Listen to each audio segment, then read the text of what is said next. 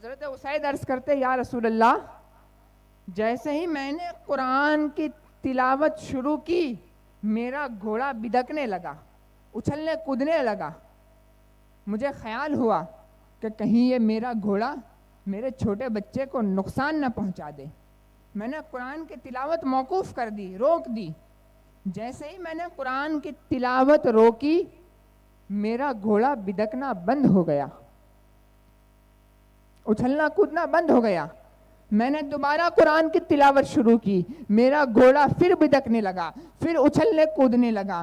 آخر کار میں قرآن کریم کی تلاوت بند کر کے اپنے گھر سے باہر آیا تو میں کیا دیکھتا ہوں کہ میرے گھر سے آسمان کی طرف ایک نور کی لمبی قطار لگی ہوئی تھی جس کی روشنی سورج سے بھی زیادہ تھی. تو میرے آقا مسکرائے، فرمایا کہ اے اسید، جب تو قرآن کی تلاوت کر رہا تھا تو آسمان سے فرشتے تیرے گھر قرآن کی تلاوت سننے کے لیے آئے تھے، اور جب تو قرآن مجید کی تلاوت بند کر کے باہر آنگن میں آیا تو آسمان کے فرشتے واپس آسمان کی طرف جا رہے تھے. تو میرے مومنوں پتہ کیا چلا کہ جب زبور کی تلاوت ہوتی تو سننے کے لیے پہاڑ چرندے پرندے آتے، اور جب قرآن مقدس کی تلاوت ہوتی تو سننے کے لیے آسمان کے فرشتے آتے. سبحان اللہ.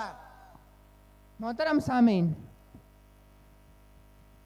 یہ ہے قرآن مجید کی شان. صرف زمین والے ہی نہیں بلکہ آسمان والے کے لیے بھی قرآن ہدایت ہے.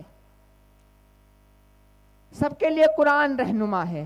زمین میں رہنے والے کے لیے تو رہنما ہے، آسمان میں رہنے والوں کے لیے بھی قرآن ہدایت اور رہنما ہے. آسان لفظوں میں سمجھ لو تو جہاں تک خدا کی خدائی ہے وہاں تک قرآن کی رہنمائی ہے.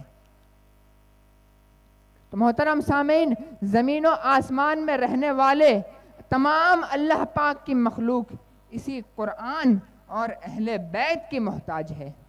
لہٰذا کوئی عابد ہو یا زاہد، متقی ہو یا مستحید، مفتی ہو یا عالم، غوث ہو یا خواجہ، قطب ہو یا ابدال، سب کے سب اسی قرآن اور اہل بیت کے محتاج ہے. بغیر قرآن اور اہل بیت کے کوئی بندہ اللہ کا ولی بن ہی نہیں سکتا ہے.